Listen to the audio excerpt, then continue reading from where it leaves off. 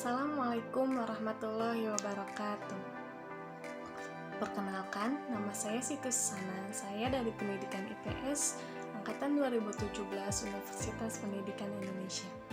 Di sini saya akan sedikit berbagi mengenai model pembelajaran group investigation. Sudah ketahui semua bahwa model pembelajaran sangat penting digunakan saat belajar mengajar, agar proses belajar mengajar bisa lebih menarik dan tidak membosankan. Nah, sebelum berlanjut ke tahap langkah-langkah pembelajaran, saya akan memberi sedikit pengertian tentang group investigation. Group investigation atau GI merupakan salah satu bentuk metode yang menekankan pada siswa untuk mencari atau memahami materi sendiri atau pelajaran yang akan dipelajari melalui bahan-bahan yang tersedia. Misalnya melalui buku pelajaran, buku sumber yang lain, atau menggunakan internet. Metode ini dapat melatih peserta didik untuk belajar lebih mandiri, untuk menumbuhkan kemampuan berpikir kritis dan keterampilan berkomunikasi dengan baik. Dan peserta didik di sini dilibatkan sejak perencanaan, baik dalam menentukan topik maupun untuk mempelajari melalui investigasi. Hal ini akan memberikan kesempatan untuk peserta didik agar lebih bisa mempertajam pemahamannya terhadap materi yang akan dibahas. Nah, itu merupakan metode group investigation. Lalu, media yang akan saya gunakan berupa PowerPoint, Doodle, warna, dan HPS. Sebelum kegiatan inti, di sini kita melaksanakan pendahuluan. Kita memasuki kelas, maka sebaiknya kita mengucapkan salam kepada murid-murid semuanya. Assalamualaikum warahmatullahi wabarakatuh. Setelah murid-murid menjawab, lalu guru mengecek kebersihan kelas di sana. Oh iya anak-anak, sebelum pembelajaran kita dimulai, ayo ada sampah nggak di pinggirnya atau di kolong bangkunya? Coba cari dulu, kalau ada dibuang ya.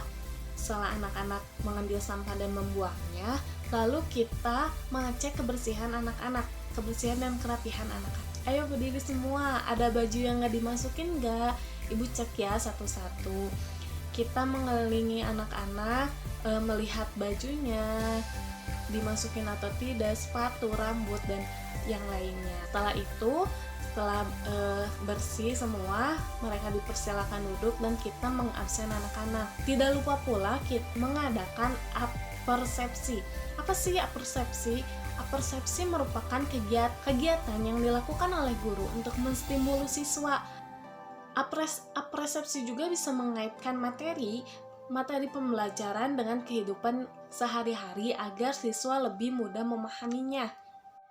Contoh apersepsi yaitu ketika kita menampilkan sebuah gambar apartemen dan pemukiman kumuh, lalu kita menanyakan kepada para siswa, anak-anak, apa pendapat kalian tentang gambar ini?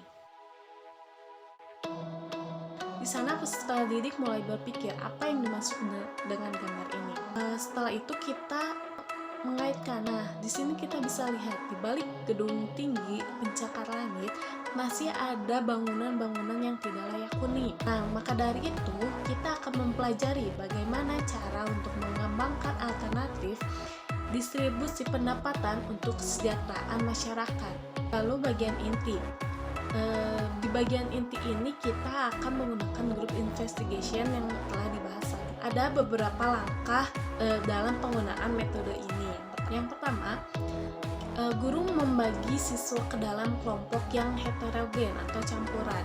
Tujuannya untuk apa? Untuk siswa agar lebih bisa berbaur dan bisa berkomunikasi dengan teman-teman yang lainnya. Lalu setelah itu, tahapan yang selanjutnya yaitu guru menjelaskan apa yang akan dimaksud dalam pembelajaran ini. Kita menjelaskan tentang bagaimana proses investigasi. Guru menjelaskan apa maksud dari tujuan pembelajaran ini. Nah, kita bisa menjelaskan seperti ini. Anak-anak, pernah lihat bapak polisi tidak? Atau detektif? Mereka sering melaksanakan investigasi. Ada yang tahu investigasi itu apa? Ya betul, investigasi kita menyelidiki atau mencari informasi yang sedalam-dalamnya tentang satu kasus atau satu materi yang akan kita bahas. Nah, maka dari itu kita akan menjadi bapak polisi atau detektif untuk menyelidiki materi ini. Lalu setelah itu pembagian materi. Untuk pembagian materi, saya memiliki sistem mengajukan pertanyaan terlebih dahulu. Siapa yang bisa menjawab, maka kelompok itu bisa memilih paling pertama materi apa yang akan dibahas di kelompoknya. Dan itu pun berlaku bagi kelompok-kelompok seterusnya. Ketika siapa saja yang bisa menjawab, kelompok manapun yang bisa menjawab, itu akan menjadi keuntungan bagi mereka bisa memilih materi yang akan mereka bahas sendiri. Nah, setelah semuanya memiliki materi, maka proses diskusi itu dimulai. Guru berkewajiban untuk menampingi siswa.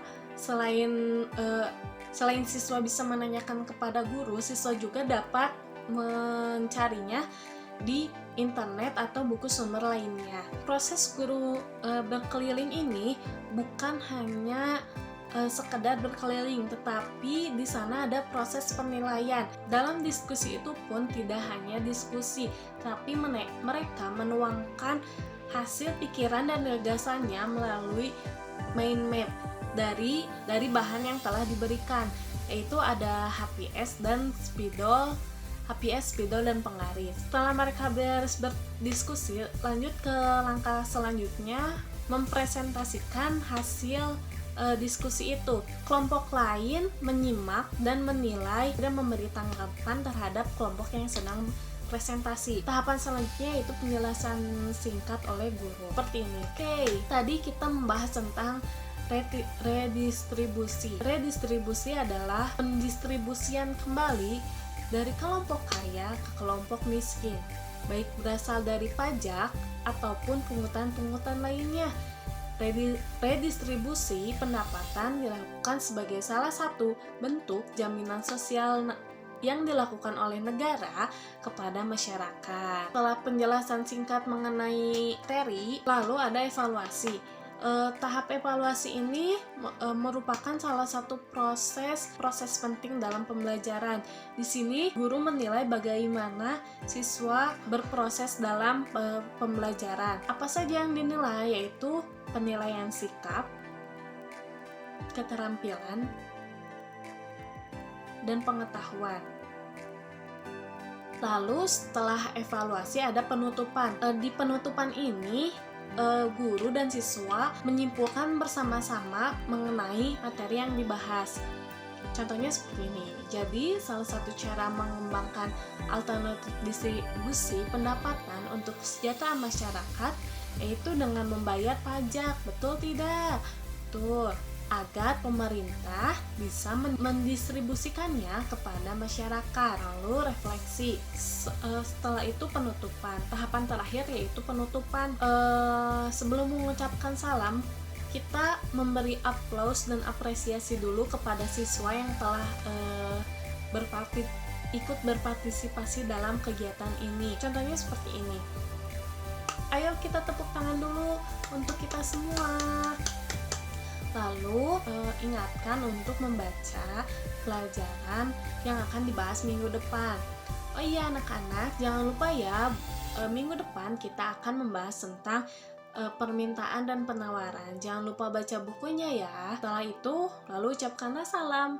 Cukup sekian pertemuan kali ini. Wassalamualaikum warahmatullahi wabarakatuh. Nah, itu merupakan salah satu metode group investigation. Terima kasih sudah menyimak video ini. Mohon maaf bila banyak kesalahan. Wassalamualaikum warahmatullahi wabarakatuh.